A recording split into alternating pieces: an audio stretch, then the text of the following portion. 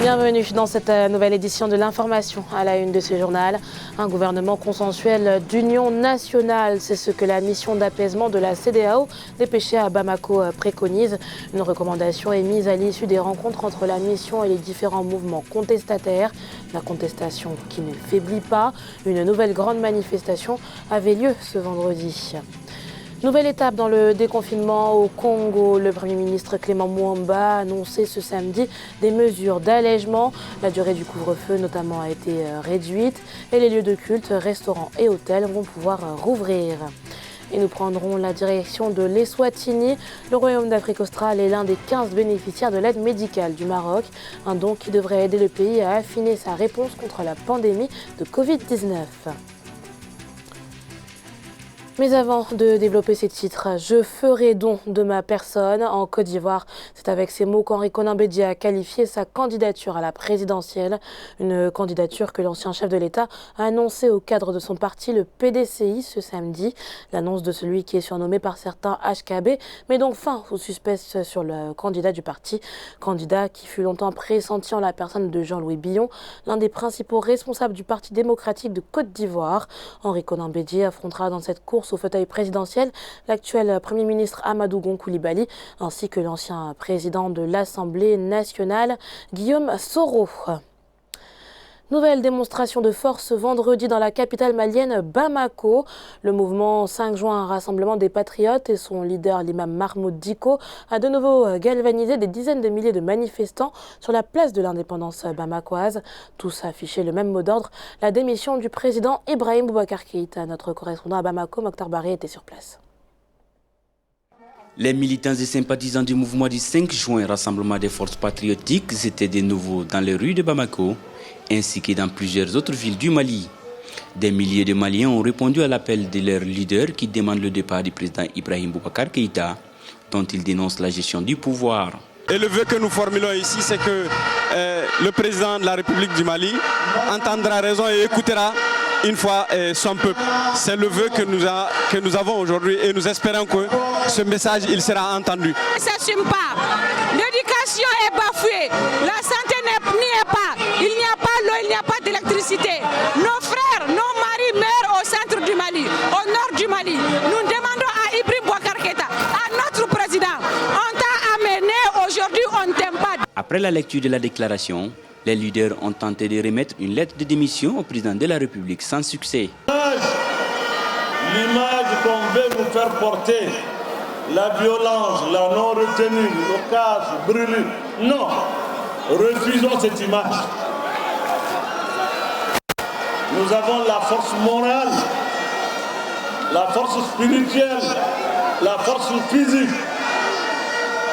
Nous pouvons nous retenir et obtenir ce que nous voulons. Le mouvement ne compte pas s'arrêter en si bon chemin. Il compte bientôt lancer des actions de désobéissance civile par l'occupation des rues et monuments symboliques du Mali. Et à l'issue de cette manifestation, une délégation ministérielle de la CEDEAO dépêchée au Mali en vue d'une médiation a délivré ses premières préconisations. La mission prône notamment l'instauration d'un gouvernement d'union nationale, mais invite également le régime actuel à reconsidérer les résultats des législatives, point de départ des récentes frustrations dans le pays. Mokhtar Baré.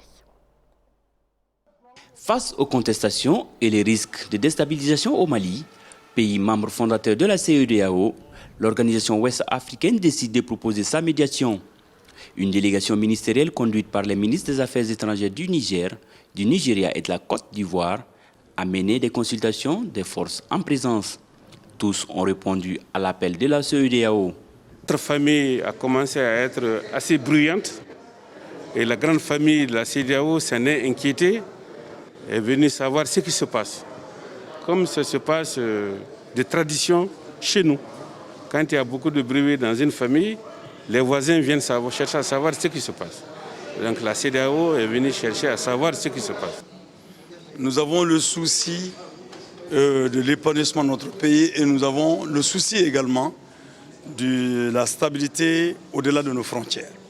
C'est parce que justement nous avons ce souci-là que nous estimons qu'il faut pointer du doigt le responsable de l'instabilité de nos pays, et le germe qui peut constituer la déstabilisation de notre pays. La CEDEAO a dans son communiqué final proposé plusieurs pistes de solutions en rapport avec le verdict contesté de la Cour constitutionnelle. La mission note que l'arrêt rendu par la Cour constitutionnelle dans le cadre du contentieux des dernières élections législatives est à la base de la crispation sociopolitique actuelle. Elle invite donc le gouvernement de la République du Mali à reconsidérer les résultats de toutes les circonscriptions ayant fait l'objet de révision par l'arrêt de la Cour constitutionnelle. Une autre mission de haut niveau dirigée par un chef d'État serait déjà envisagée. La Cour constitutionnelle, au centre des contestations, vient de connaître la démission des 4 de ses membres. Dans l'actualité également, c'est une condamnation sans précédent dans le procès d'une personnalité politique de cette importance en République démocratique du Congo. Vital Kamerhe a été condamné ce samedi à 20 ans de travaux forcés. Au terme d'un procès historique, l'ancien directeur de cabinet du président Félix Tshisekedi a été reconnu coupable par le tribunal de grande instance de Kinshasa de détournement de fonds ainsi que de corruption aggravée. De manière concrète, Vital Kamerhe purgera sa peine en prison et également frappé de 10 ans d'inéligibilité. Au Congo voisin, la vie reprend progressivement son cours. Certaines mesures de restriction liées à la riposte contre le Covid-19 ont été allégées ce samedi, à l'image du couvre-feu nocturne qui est désormais de 22h à 5h. Les lieux de sociabilité, à l'instar des bars ou des lieux de culte, pourront également rouvrir leurs portes. Deva Panzou, notre correspondant au Congo, nous en dit plus. En République du Congo, le couvre-feu sera désormais observé de 22h à 5h au lieu de 20h à 5h à compter de ce mardi 23 juin 2020. Cette nouvelle mesure d'allègement entre dans le cadre du second palier de déconfinement progressif annoncé par le Premier ministre Clément Mwamba ce samedi 20 juin 2020. Afin de limiter l'impact de cette pandémie sur notre société et particulièrement l'effondrement de l'économie nationale, le président de la République, chef de l'État, a autorisé le gouvernement à passer au deuxième palier du déconfinement progressif. Outre le couvre-feu, d'autres mesures impliquent la réouverture des lieux de culte, des bars, restaurants, hôtels et autres lieux d'hébergement. Les vols commerciaux entre Brazzaville et Pointe-Noire et sur l'ensemble du territoire national, ainsi que d'autres modes de transport des voyageurs sont à nouveau autorisés malgré la progression de la pandémie. Je précise qu'un protocole régira l'exercice de chaque activité en toute sécurité sanitaire et ce dans le cadre d'une concertation entre le ministère chargé de la santé, les ministères et les secteurs d'activité concernés. Toutes les mesures allégées devront s'effectuer dans le strict respect des mesures de prévention d'hygiène ainsi que des gestes barrières visant à ralentir la propagation du coronavirus. Le bilan revu en date du 19 juin 2020 rapporte 1013 cas cumulatifs de personnes contaminées, 456 guéris et 28 décès. Après la Zambie, le Malawi, en Afrique australe, c'était au tour de l'Eswatini de recevoir l'aide médicale du Maroc destinée à la lutte contre la pandémie de coronavirus. Le royaume Eswatini en a accusé bonne réception cette semaine, une coopération sud-sud hautement appréciée par les autorités du royaume, à l'image de celle des 14 autres pays bénéficiaires. Philomentine. Depuis dimanche 14 juin, les avions cargo de la compagnie aérienne Royal Air Maroc s'activent sur les tarmacs des aéroports africains. Les dons médicaux du Maroc ont été également acheminés vers l'Eswatini, faisant partie de la liste des 15 pays subsahariens en direction de l'initiative marocaine dans le cadre de la lutte contre le coronavirus. Permettez-moi d'exprimer au nom de Sa Majesté le roi Mswati III, de Sa Majesté la Reine-Mère, ainsi que toute la nation d'Eswatini, notre gratitude à Sa Majesté le roi Mohamed VI et au peuple du Grand Royaume du Maroc pour les aides que nous recevons aujourd'hui. Composé d'un important lot de masques de protection, de visières, de charlottes, de blouses, outre du gel hydroalcoolique ainsi que des lots de chloroquine et d'azithromycine, l'ensemble de ces produits et équipements de protection médicale sont fabriqués par des entreprises marocaines conformément aux normes de l'Organisation mondiale de la santé. Cette action du Maroc est caractérisée comme un fort geste de solidarité africaine selon les autorités d'Eswatini. The Prime Minister of the Kingdom of Swatini, Honorable Manvuro Ambrose Dlamini. Le Premier ministre du Royaume de l'Eswatini, l'honorable Mandibulo Ambrose Dlamini, et l'honorable ministre des Affaires étrangères Tchouli Dladla ont reçu aujourd'hui à l'aéroport de Mbabane une aide humanitaire octroyée par le roi Mohamed VI du Maroc pour soutenir le Royaume de l'Eswatini dans sa lutte contre la pandémie du coronavirus. Cette initiative renforce une fois de plus la vision du Royaume du Maroc qui consiste à promouvoir l'unité, la résilience et la solidité du continent africain.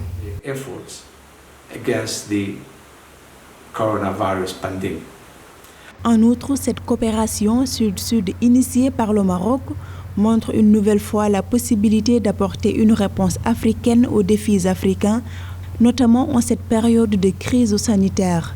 Déjà, quelques-uns parmi les pays bénéficiaires ont accusé réception de leur lot de matériel. Et la solidarité dans la coopération sud-sud s'illustre également entre l'Afrique et la Chine. Au regard de la situation du continent face à la maladie à nouveau coronavirus, cette dernière, par la voix de son président Xi Jinping, a annoncé l'annulation des prêts sans intérêt en faveur des pays africains. Claude Bessa. Lors du sommet extraordinaire Chine-Afrique sur la solidarité contre le Covid-19, tenu par visioconférence, le président chinois Xi Jinping a appelé la Chine et l'Afrique à vaincre le coronavirus par la solidarité et la coopération. Durant cette séance de travail, le dirigeant chinois a annoncé que son pays va annuler les prêts sans intérêt accordés aux pays africains. Des prêts qui doivent arriver à échéance d'ici à la fin 2020. De plus, pour les nations africaines les plus touchées par la pandémie, la Chine a accordé une prolongation de la période de suspension de la dette. À un moment aussi critique dans la lutte contre le Covid-19, nous sommes réunis à ce sommet extraordinaire Chine-Afrique. La Chine tient à l'amitié traditionnelle avec l'Afrique. Peu importe l'évolution du paysage international, la Chine n'hésitera jamais dans sa détermination à poursuivre une grande solidarité et coopération avec l'Afrique. Au moment où le coronavirus continue de se propager dans le monde, la Chine et l'Afrique font toutes les deux face à la difficile mission de stabiliser l'économie et de garantir le bien-être de leur population. La Chine souhaite que la communauté internationale puisse prendre des actions plus fortes sur l'allègement et la suspension de la dette africaine. Aujourd'hui, la Chine et les pays africains sont des partenaires privilégiés dans différents domaines, notamment dans les investissements miniers, dans les transports, dans le commerce de marchandises. C'est humain et c'est primordial. C'est une aide judicieuse et hyper importante des économies chinoises d'annuler ces prêts-là sans intérêt. En rappel, le commerce entre la Chine et l'Afrique a dépassé les 200 milliards de dollars en 2019. Au cours des 50 dernières années, la Chine a envoyé plus de 21 000 travailleurs médicaux pour fournir de l'aide médicale à l'Afrique. Le gouvernement chinois s'est dit déterminé à faire tout son possible pour soutenir la réponse de l'Afrique à l'épidémie mondiale. Ce journal a été préparé par l'ensemble de la rédaction. Merci pour votre fidélité. Retrouvez dans un instant une nouvelle édition de l'information sur Africa 24.